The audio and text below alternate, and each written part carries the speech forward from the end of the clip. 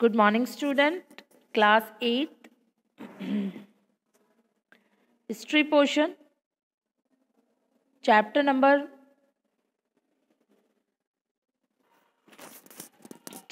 8 in history portion. Today we will talk about changing the lives of widows and Brahmo Samaj. Now let's start. A rationalist and reformist leader. एक वो leader जो समाज को बदल सकते थे या जिन्होंने बदला. Born in a conservative Brahmin family in Bengal 1772. ये कंजर्वेटिव ब्राह्मण फैमिली में बॉर्न हुए थे बंगाल में 1772 में. राजा Ram Mohan Roy 1772 to 1833 was a great scholar in Persian, Arabic and English. Scholar यानी they very well known about the language of Persian, Arabic and English. और ये बुक भी लिखते थे तो इन्हें स्कॉलर कहते हैं. The Mughal gave him the title of Raja. Mughal empire से इन्हें राजा, हम जो नाम पढ़ते हैं ना राजा राम मोहन रॉय, तो ये जो राजा वर्ड है इनके आगे ये इनका नाम नहीं था, इनको मुगल एम्पायर से ये टाइटल मिला था. He establish close contact with the Christian missionaries and entered into the service of the East India company. इन्होंने क्या किया, लेटर भी हाफ इन्होंने पहले क्रिश्चियन मिशनरीज आई थी ना इंडिया में, पढ़ा था ruling the country side Christian missionary इंटर्स, तो इन्होंने पहले क्रिश्चियन मिशनरीज के साथ अपने क्लोज रिलेशन बनाए और उसके थ्रू ये ईस्ट इंडिया कंपनी में सर्विस के लिए एंटर कर लिया इन्होंने. इन 1828 ही founded the Brahmo Sabha which later came to be known as Brahmo Samaj. तो इन्होंने 1828 में ब्रह्मो सभा नाम से एक ऑर्गेनाइजेशन सेटअप की थी, बाद में उसे ब्रह्मो समाज कर दिया गया. He started 2 newspaper. इन्होंने 2 न्यूज़पेपर स्टार्ट किए थे, एक तो बंगाली में किया था, दूसरा पर्शियन में किया था. One in Bengali and another in Persian. The Brahmo Samaj believe in the equality of all religions. तो ब्रह्मो समाज की क्या बेस था, ब्रह्मो समाज का बेस था कि हर धर्म एक ही समान है, यानी कोई धर्म छोटा बड़ा नहीं है, सारे धर्म के लोग और सारे धर्म इक्वल हैं. Through his writing, he tried to prove that there was no evidence of the sati system in ancient text. इन्होंने बहुत टाइम रिसर्च की और उसके बाद ये लिखा इन्होंने कि मैंने बहुत रिसर्च के बाद ये देखा है कि एंशियंट बुक्स, एंशियंट टेक्स्ट जो हैं, यानी जो पुराने जितने भी हिंदू सिस्टम में जितने भी वेद पुराण जो भी हैं उन सबको पढ़ा है मैंने और उसमें ये देखा है कि कहीं पे भी सती सिस्टम का कोई एविडेंस नहीं है, यानी कोई सबूत नहीं है, कहीं कुछ लिखा हुआ नहीं है. यानी जब है ही नहीं तो ये तो चीज़ें यानी कि इंसानों द्वारा बनाई गई हैं, और इंसान ही अगर इंसान के बिहाफ कोई चीज़ बन रही है तो वो कैंसिल भी हो सकती है. By the early 19th century, as the Britishers began to criticize the Indian tradition, और फिर 19th century के आते आके जो ब्रिटिशर्स थे वो इंडियन ट्रेडिशंस को क्रिटिसाइज करने लगे थे, यानी ख़त्म करने लगे थे. उस चीज़ का इन्होंने फ़ायदा उठाया राजा राम मोहन रॉय ने. उन्होंने ब्रिटिशर्स से हेल्प मांगी सती सिस्टम को बैंड करने के लिए. तो इन 1829 और क्या देखा गया कि 1829 में सती सिस्टम जो है वो बैंड हो गया.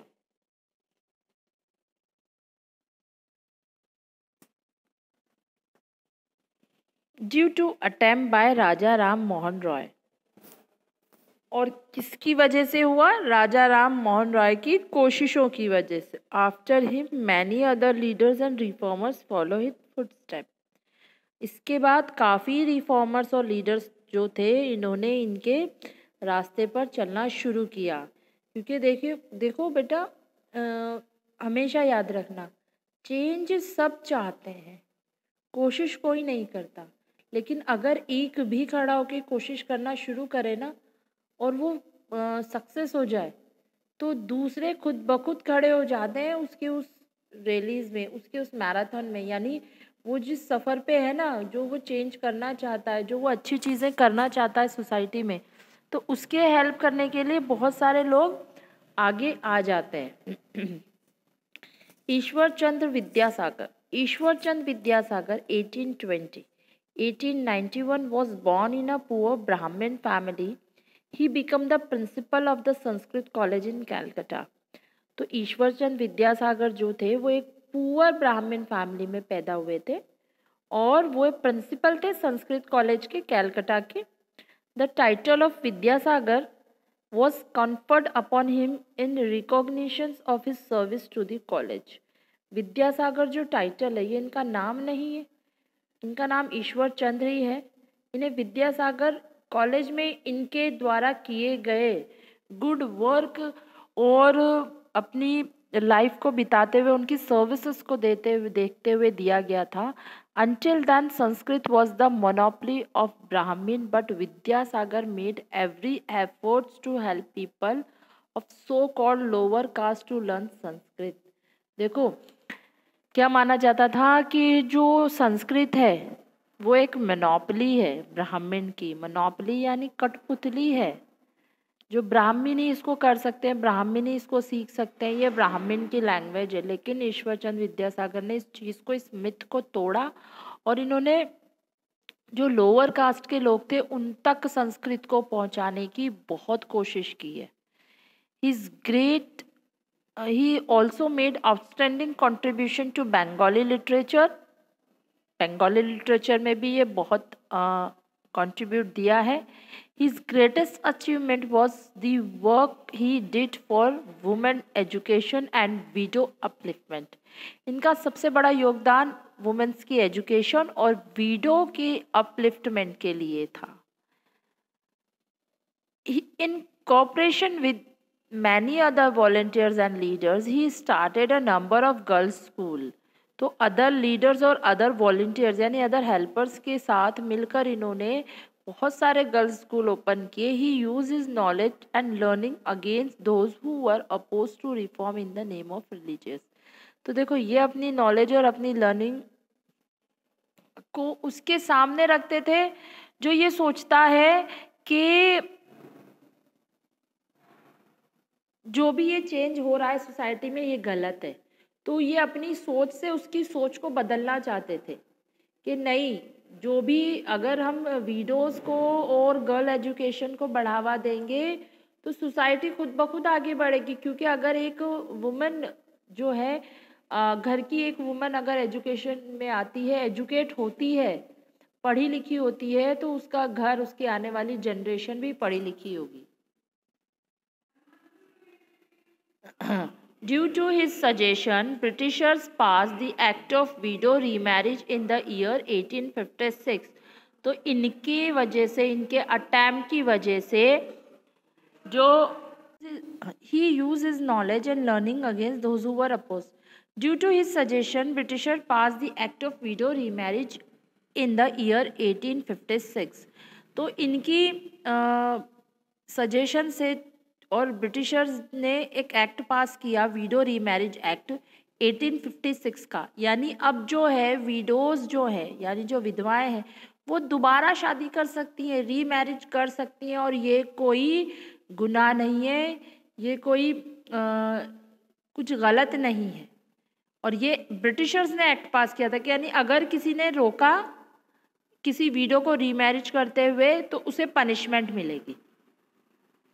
Many people who were against the remarriage of widows opposed Vidyasagar and also boycotted him. और जिन जिन लोगों ने विद्यासागर का, उनकी थॉट का अपोज किया यानी उनके अगेंस्ट चले गए और उनकी थॉट को गलत बताया, तो विद्यासागर ने उनका ही बॉयकॉट कर दिया। उन्होंने उनकी तरफ पलट कर ही नहीं देखा। पहले तो समझाने की बहुत कोशिश की, फिर भी नहीं माने तो उन्होंने उन्हें ही छोड़ दिया और उन्होंने उन्हें बॉयकॉट कर दिया।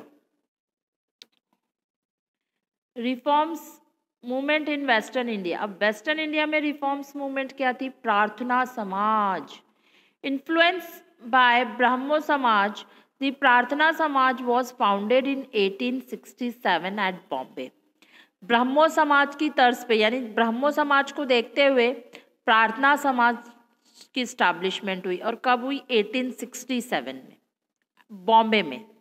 Mahadev Govind Ranade and Ramakrishna Bhandarkar were two great leader of this movement. It preach worship of one God.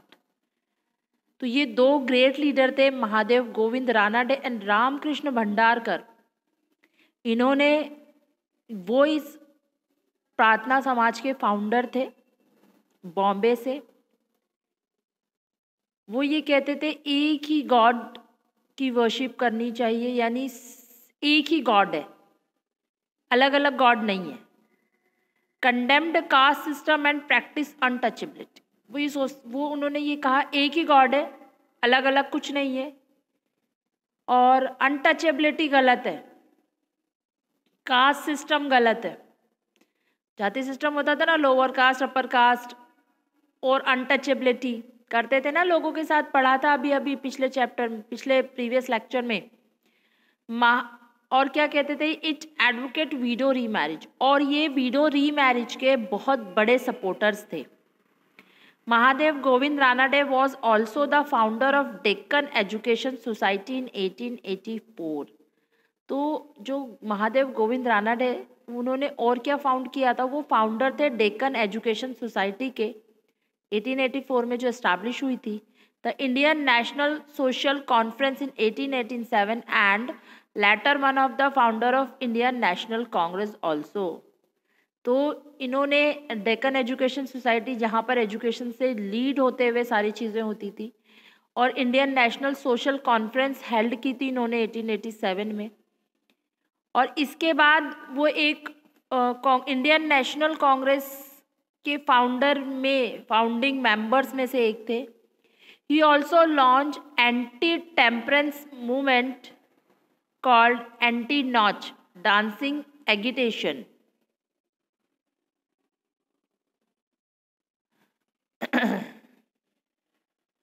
Admission of converts from other faith into Hinduism also took place. इनका एक मूवमेंट था एंटी टेम्परेंस मूवमेंट। इसमें क्या था? ये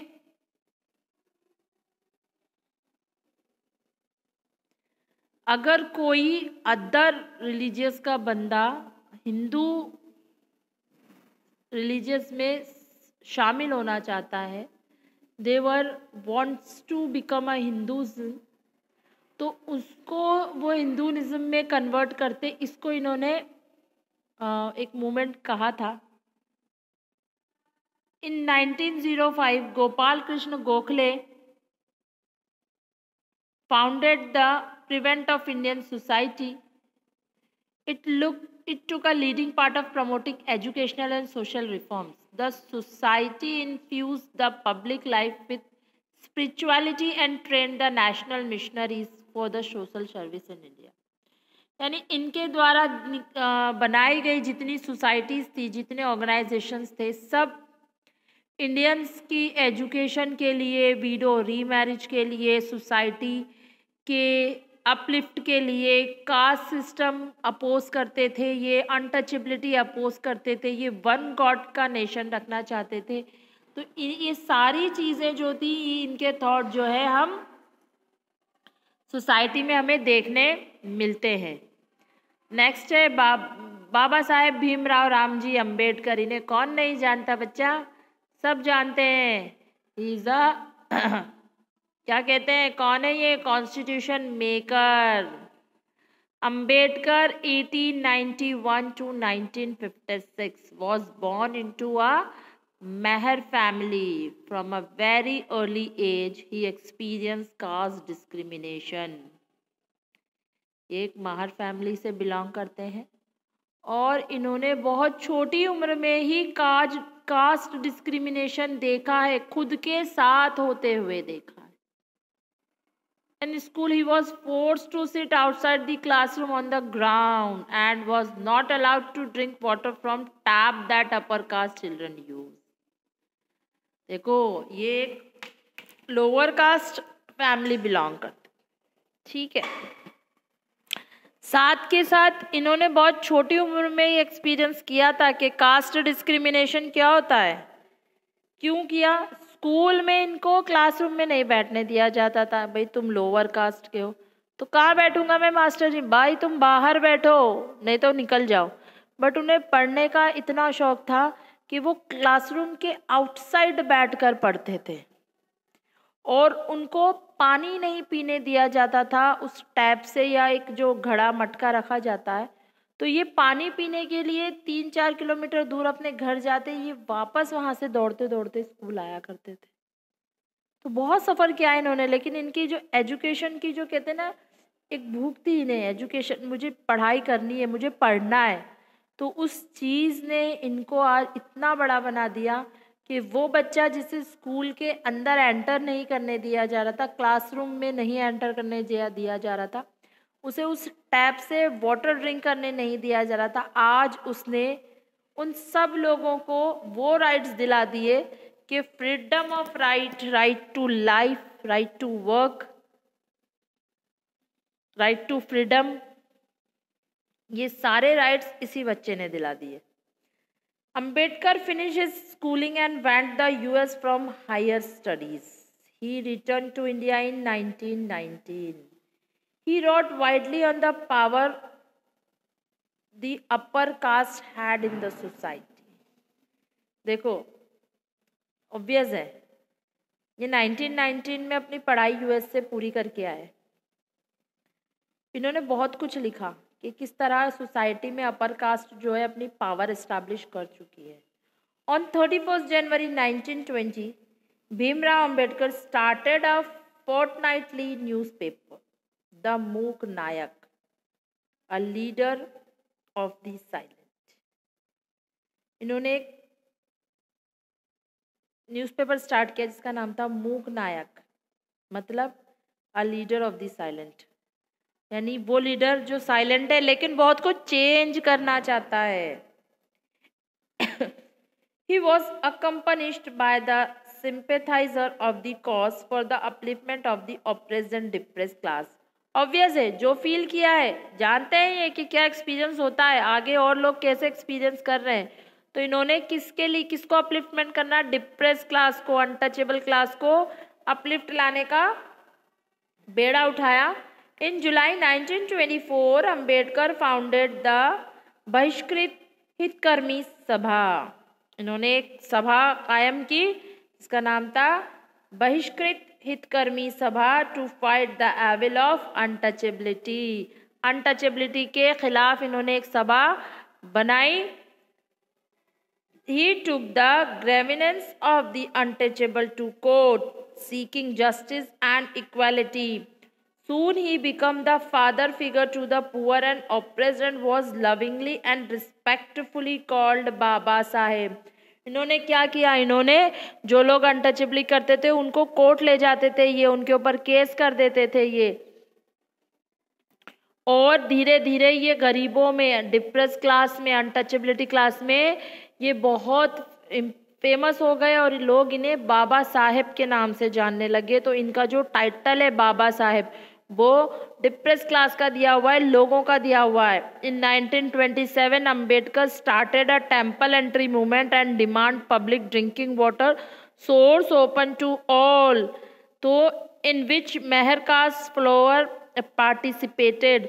तो क्या किया इन्होंने 1927 में अंबेडकर ने टेम्पल एंट्री मूवमेंट स्टार्ट की और कहा कि मंदिरों में भी हम जाएंगे और जो पानी है हर कुएं का वो भी हम लेंगे, क्योंकि ये जो है ड्रिंकिंग वाटर और टेम्पल्स ये सबके लिए खुले रहने चाहिए, इस पर सबका अधिकार है। तो ये जिस कास्ट को फॉलो करते थे महर कास्ट, उस कास्ट के लोग जो है पूरी तरीके से बाबा साहेब के सपोर्ट में हुए और इस एंट्री में पार्टिसिपेट किया उन्होंने। A major aspect of the independence movement was aimed at empowering the immensely discriminated member of Indian society. The Mahar caste people, who were called Dalit, used water from the temple tank. This outranked the upper caste people. His aim was to make everyone see the power of caste prejudice within society. They were untouchable, living in the fringes of society with lesser rights than the pets and cattle that the upper caste keep in their home. Ambedkar, Dalit himself, was active in campaigning for better treatment of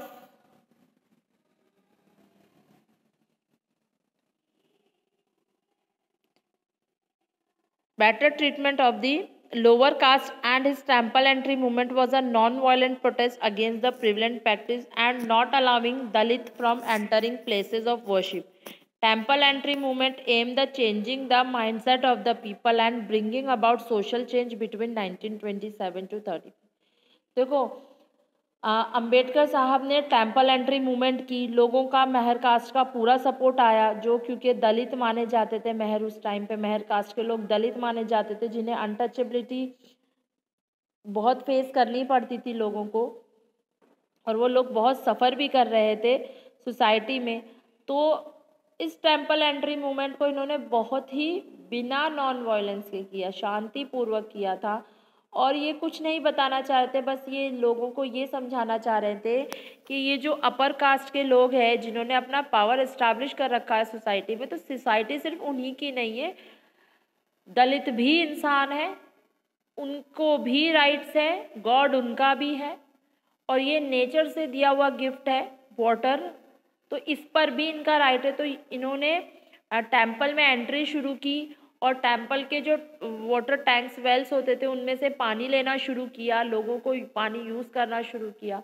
लोगों ने बहुत oppose भी किया, लेकिन फिर भी बाबा साहेब को बहुत लोगों का अगेंस्ट, जो हाई पावर सोसाइटी में लोग थे ना, हाई कास्ट सोसाइटी में, वो बहुत अप्रेस्ड करते थे, यानी परेशान करते थे, यानी लोग नहीं समझ पा रहे थे बाबा साहेब की बातें, लेकिन फिर भी बाबा साहेब अम्बेडकर ने हार नहीं मानी और 1927 से 1935 तक इन्होंने अपनी इस मूवमेंट को स्टार्ट रखा और लोगों के माइंड चेंज किए, दलितों को टेम्पल्स में एंट्री दिलवाई, वेल्स से पानी लेने का अधिकार भी दिलवाया।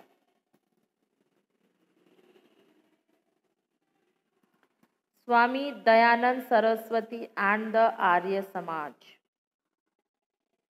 स्वामी दयानंद सरस्वती in 1863। तो आज हमने कितने टॉपिक्स देखे? आज हमने डॉक्टर बाबा साहेब भीमराव रामजी अंबेडकर के बारे में पढ़ा, उनके टेम्पल एंट्री मूवमेंट, उनकी दलितों का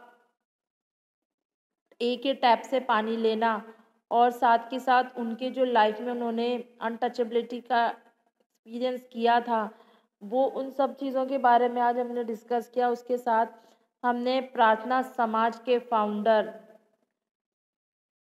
गोपाल कृष्ण महादेव गोविंद राणा डेसौरी और रामकृष्ण भंडारकर के बारे में पढ़ा।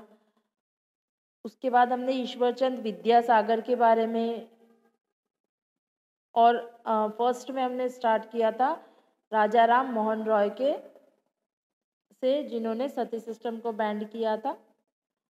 तो आज के लिए बेटा इतना ही। नेक्स्ट टॉपिक जो है आप लोगों का वो है स्वामी दयानंद सरस्वती एंड द आर्य समाज। यह हम नेक्स्ट वीडियो में करेंगे। आज के लिए इतना ही। Thank you.